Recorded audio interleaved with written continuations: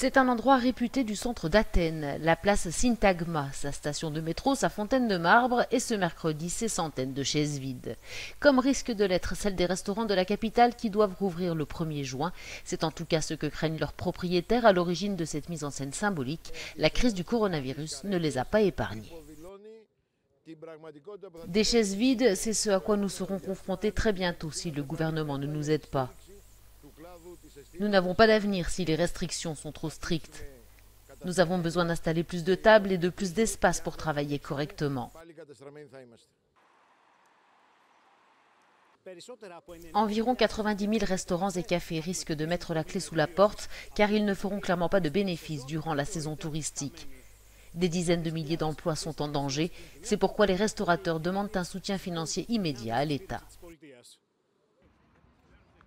Une manifestation similaire a eu lieu à Thessalonique. Plus virulent, les restaurateurs ont demandé au gouvernement des mesures économiques concrètes et pas seulement des mots.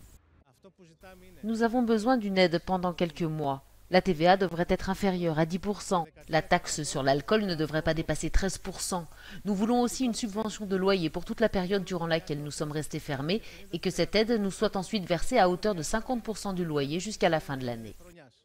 Le message des restaurateurs grecs est clair, avant que pour eux les carottes soient cuites, le gouvernement doit rapidement mettre les petits plats dans les grands.